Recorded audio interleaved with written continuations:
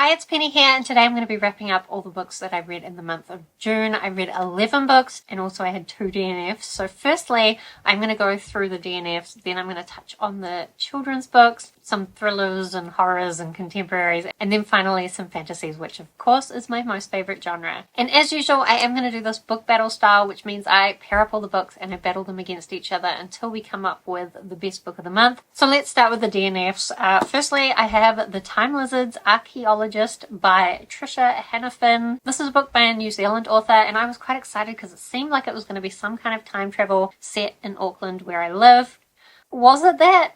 I don't know, the writing was very strange and metaphorical. We're following this psychologist who sort of starts having visions of this spaceship, and he's kind of processing the grief from his sister dying and this difficult relationship with his mother. But it's kind of like he keeps slipping into dreams, and also his specialty is talking to people about their dreams. And there's also this other part where he's kind of going to this dream world, or maybe it's the future. And to be honest, that all sounds very strange, and I was almost enjoying it, even though it didn't make a lot of sense. I was almost enjoying it, and then about a third of the way through, everything completely changed, and instead we were following these non-human creatures and these people in this mining town, and the two groups kind of coming together in a kind of an apocalyptic type future. And it really had no clear connection to the original section, and I kind of think it was all going to come together, but honestly I just couldn't see it coming together in a satisfying way, and I wasn't enjoying myself, so I DNF'd it. Go me, well done. Then I also DNF really quickly the audiobook for A Fire Endless. So this is the sequel, or the second book in a duology, the first book being A River Enchanted. I didn't mind A River Enchanted, but it was much more focused on the relationships rather than the strange magical element that I would have preferred. So it's kind of the story about this island, and the two sides of the island have always been at war. Now on one side, well, in the first book, these young girls have started going missing, and this bard has to come back and kind of try and help out. But mostly it focused on the relationships. It was like a marriage of convenience and just all the tropes, lots of angst. I didn't really enjoy it, but the ending kind of came together okay, so I thought the next book might be better, but it just went straight into the angst and the relationships. There did seem to be something where these young boys were drowning, and that seemed magical and interesting, but I just didn't feel like the story was going to focus on that. And I'm trying to DNF things I'm not enjoying, and I could tell I wasn't going to love it, so I DNF'd it. I think if you like A River Enchanted, you'll probably like A Fire Endless, but it just wasn't for me. So those are the 2 DNFs. We're not going to bother battling them because obviously they're not going to be the best book of the month. Now let's talk about the 2 children's books I read. So we're going to have Karen's Birthday by Katy, Farina and Annie Martin up against Tāwhaki, The Deeds of a Demigod by Hirini, Moko, Mead. So Karen's Birthday is part of the Babysitter's Club Little Sister series, and this is one of these graphic novel adaptations of the original series. So the original series was a spin-off series from the Babysitter's Club series, which was one of my most favorites when I was a kid, just following this group of babysitters. And then the Karen books were following Christy's little sister, Karen, who's very imaginative and outgoing and a little bit over the top. So this is the latest release in this series, and I picked it up and I actually really enjoyed it. Karen's parents are separated and remarried, so she kind of has these 2 families, which was what I had as a kid, so I always really related to Karen's situation. And even though I didn't read a lot of the little sister books, I think I still learned a lot from them, just how I learned a lot from the Babysitter's Club books. And I really enjoyed this reread. Karen really wants to have both her families at her birthday party, but when she's trying to ask for that, there's a lot of confusion and misunderstanding, and people kind of think she's being quite greedy, and she ends up very upset. I really loved how it represented how she was feeling like that, and then how she worked through that with her family. And just the art in these is always really bright and vibrant, although when she was sad, it kind of did it all dark, and I love that contrast. I find this series a lot of fun, and this was one of my most favorite in the series, so I really enjoyed it. Then we have Tāwhaki, The Deeds of a Demigod by Hirini, Moko, Mead. What I didn't realize about this when I picked it up is that it actually is a re-release of a book from 1996. And I feel like, especially the introduction, you could tell it was a little bit older, just because the whole approach to sustaining Maori culture has changed since 1996. It's almost like 20 years ago, right? But I do also think some of that was just because the introduction, I think, tried to explain some things but simplified it for children and then didn't quite get the subtleties across, or at least that was my perspective of it. Then as well, like, it tries to tell me in the introduction that Tāwhaki is very similar to Maui in that he's like half a god and that his adventures were just as exciting, but I have to tell you, the stories were not as exciting as the stories of Maui, and I was kind of bored. There are some really interesting like mythological elements, but I guess as an adult I didn't get enough detail to keep me interested. And I always kind of think with these kind of Maori mythology books that they are written in a way that would more suit like a verbal reading, and I suspect, or I think maybe that's because like Maori was originally just a verbal language. Like they never had a written language until the British or whoever, the Europeans, came along and like translated it into the English language and like gave it written form. So some of these myths I think just don't translate well to the written word or need to be changed quite a lot to fit the written word, and like it was okay.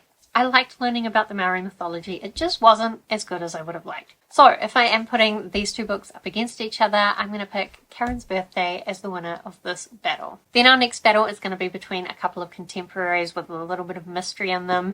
So we've got Malibu Rising by Taylor Jenkins Reid up against The Push by Ashley Audrain. So firstly, let's talk about Malibu Rising. I picked this up because I did really love The Seven Husbands of Evelyn Hugo.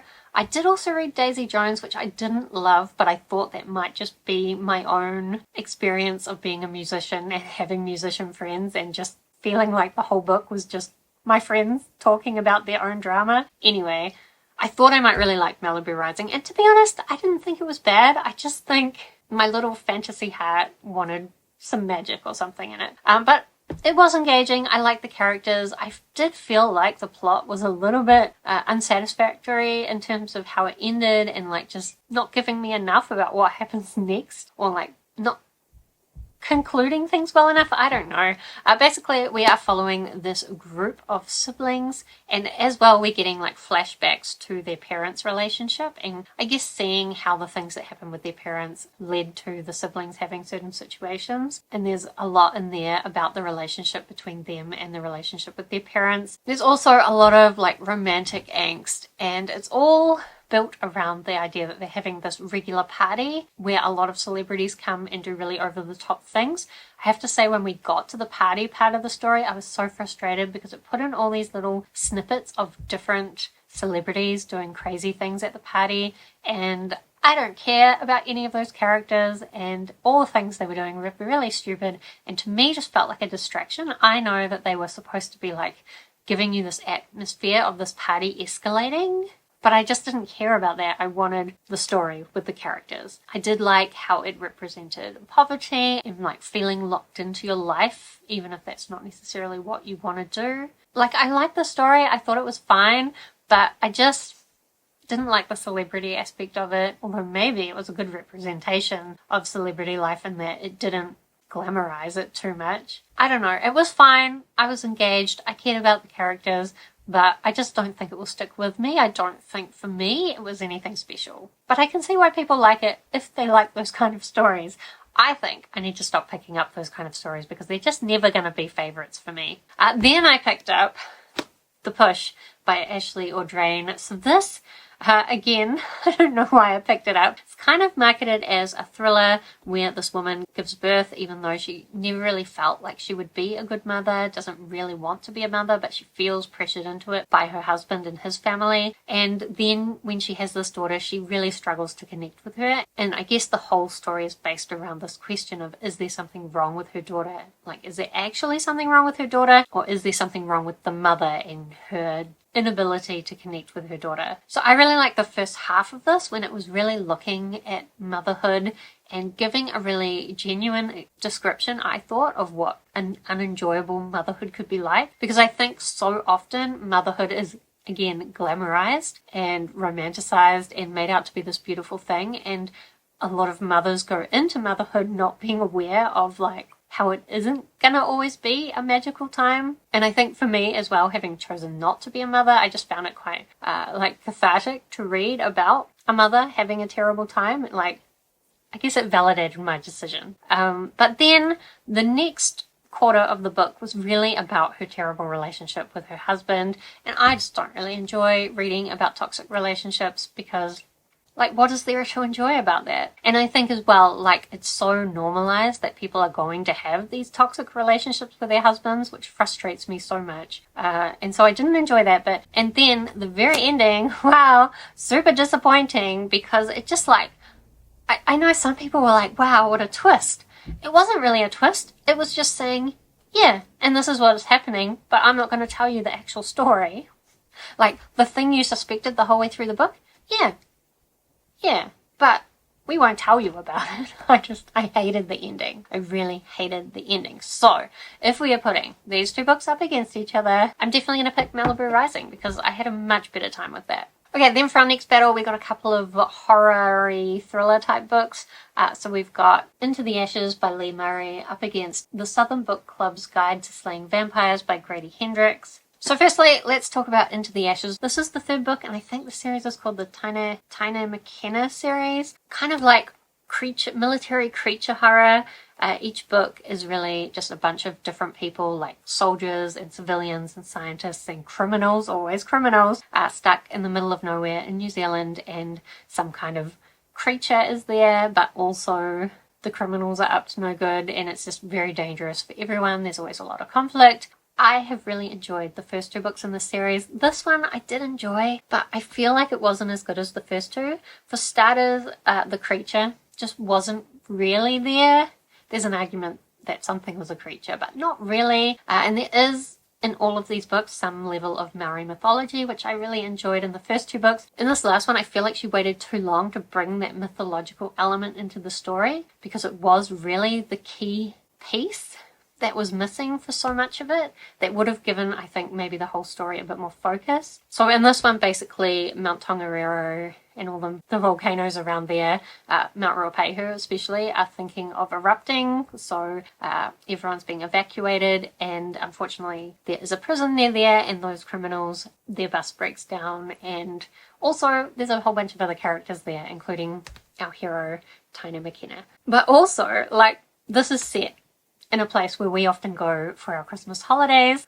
So I was quite aware that they were often traveling really large distances in short amounts of time in ways that to me didn't seem quite right. It was really fun to read a book set in a place where I go really regularly, but I just wish it had been less scattered. And like, as well, it introduced a bunch of new characters. Like, all of these books have a lot of characters. This, I just felt like there were way too many characters, and some were clearly just introduced in order to kill them off, and it was just too much. I wish it had focused down a lot more, and then I think I would have liked it a lot more. But I did still really enjoy it, and if you want to read a book set in New Zealand, I still really recommend this series, for sure. Then I read The Southern Book Club's Guide to Slaying Vampires by Grady Hendrix, and this one, like, it was so hyped. I was really hoping I would like it. I've been trying to find horror books I like. I don't know, is this really a horror? Probably. And it has some interesting themes, but I just didn't really like the structure of it. So basically this follows a bunch of middle-class housewives.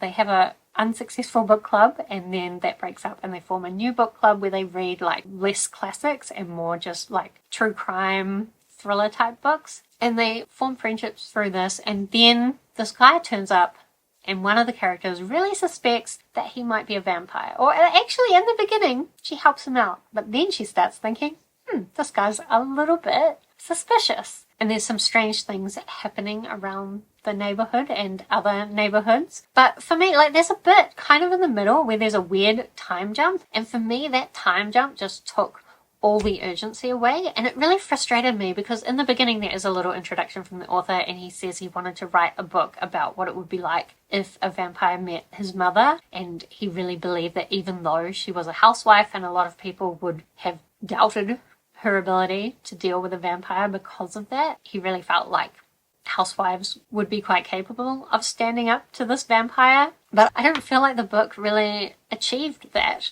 I was really disappointed in the main characters and their approach to what happened, especially with that time jump. That time jump just killed me. I was like, what? So we're just gonna have pretended it nothing was happening for all that time? So like, it was fine. I thought it had some good themes in it. I just didn't feel as connected to some of the horror elements. Like, they didn't horrify me as much as I would have liked. And so like, it was fine, but I just didn't connect. So if I'm putting these two books up against each other, it's a little bit hard because both of them did disappoint me a little bit. So I don't really know, but I think this one disappointed me a little bit more. Maybe it was because I had higher hopes for this one, but I do think more people would enjoy the Southern Book Club's Guide to Slaying Vampires. So we'll pick that one for this battle. Okay, then we have a couple of urban fantasies. So we've got Magic Claims by Ilona Andrews up against Last Strand by Jennifer Estep. So firstly, let's talk about Magic Claims. This is part of the Kate Daniels series, which is one of my most favorite series. We're following this mercenary Kate Daniels in this world where magic has started to come back into the world, but it's coming back in waves. So sometimes magic works and sometimes technology works, but you never get both and you never really know which one's going to be when.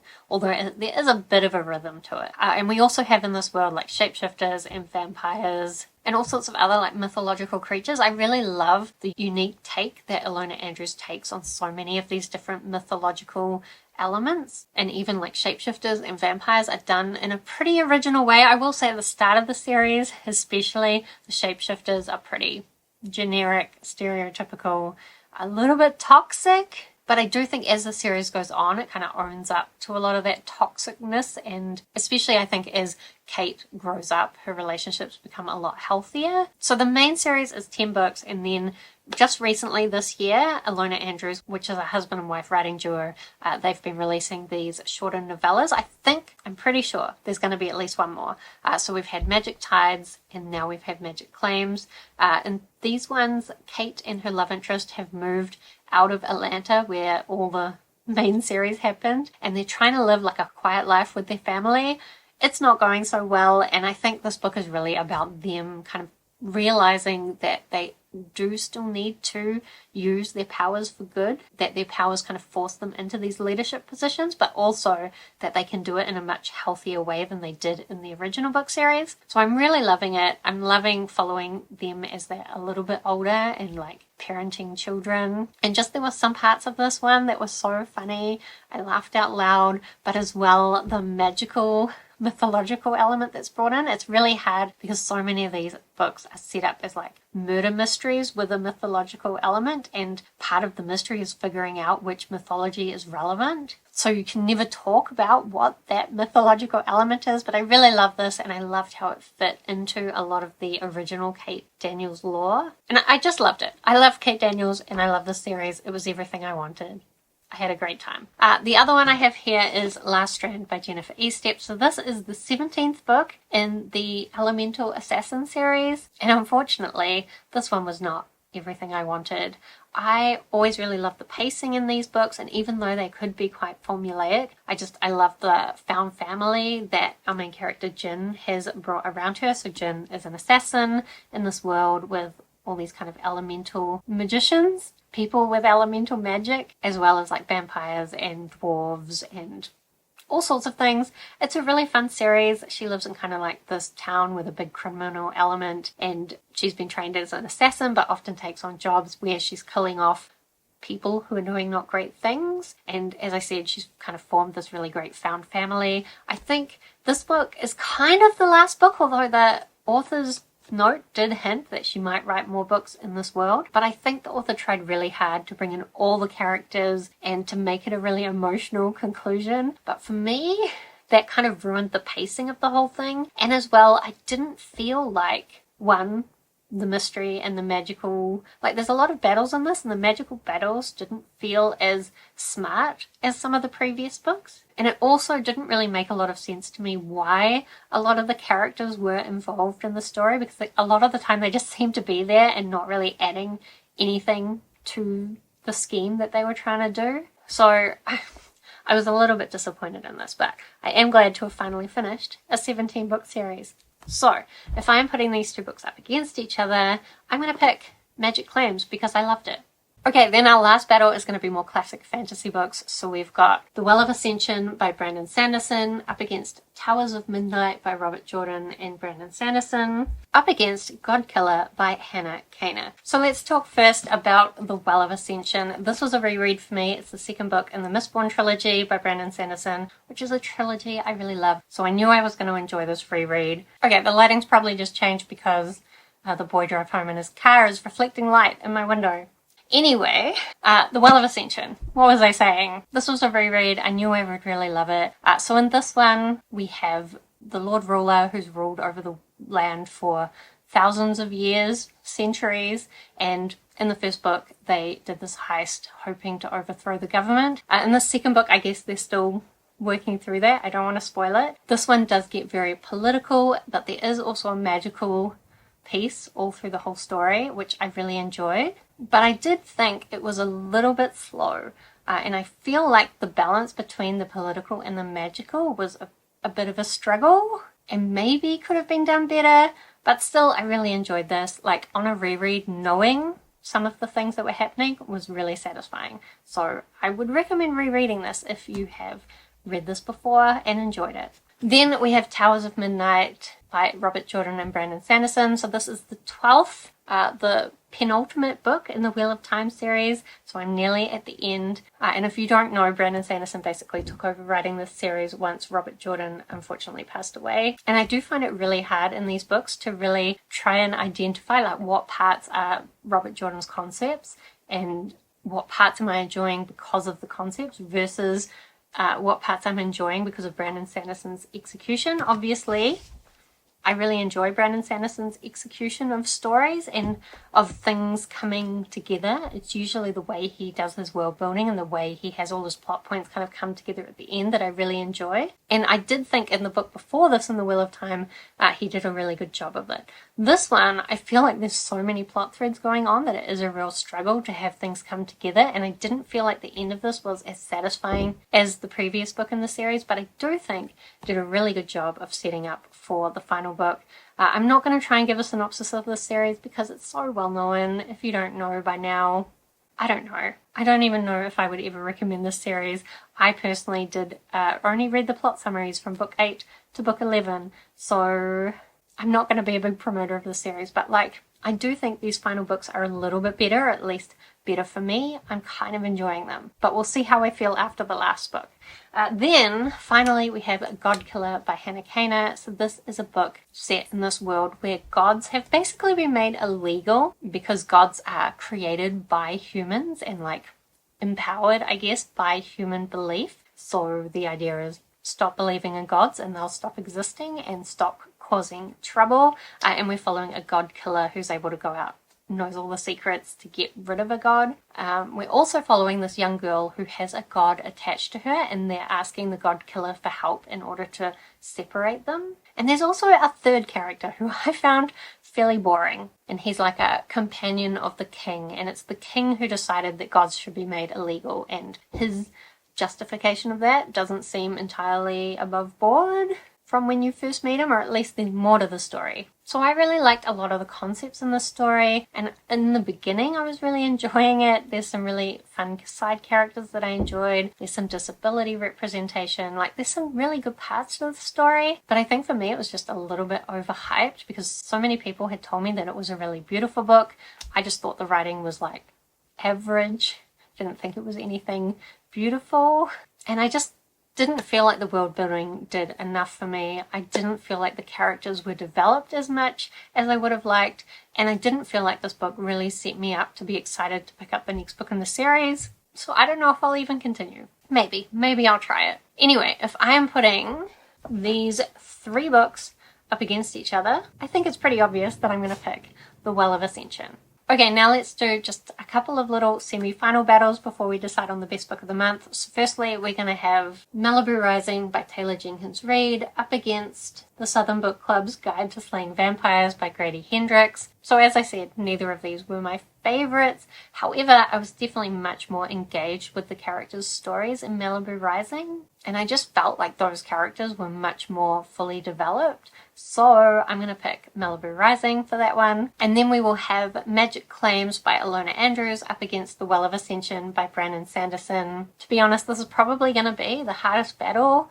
for the whole book battle because I really enjoyed both these books. One is a novella and another one is like a 750 page book, so it doesn't feel fair from that. But to be honest, this one, because it was so slow, I feel like almost just as much happened in Magic Claims. It's just like so much more fast paced, and there is still like that depth of magical world building. But I guess this one has just a lot more philosophy and thinking about different things, like just a lot more themes, a lot more character development, a lot more characters really. But I think this probably does a lot more than Magic Claims. But did I love this more than Magic Claims? I think just because this was so slow, I actually had a better time with Magic Claims, and I loved the characters a lot more, and I still thought the magic was just as good. So actually, I think I'm going to pick Magic Claims as the winner of this battle. So that means our final is going to be between Karen's Birthday by Katy, Farina and Anna Madden, and Malibu Rising by Taylor Jenkins Reid, and Magic Claims by Ilona Andrews. So I feel like it's actually pretty obvious. Like, Karen's Birthday, I really loved it, but it is just like a really simple children's book. There's nothing too amazing about it. As well, Malibu Rising, like, just it needed a little bit of magic or something, or it needed more of a conclusion at the end. Maybe a bit more philosophy. I don't know. Anyway, it's not going to stick with me. So we're going to pick Magic Claims as the best book of the month. Probably not a surprise given how much I love Kate Daniels. So let me know what you've been loving in the month of June, and also let me know if you've read any of the books that I've talked about in this video, because I would love to talk with you about them down in the comments. Otherwise, thank you so much for watching. I hope that you are doing well, and I will see you next time.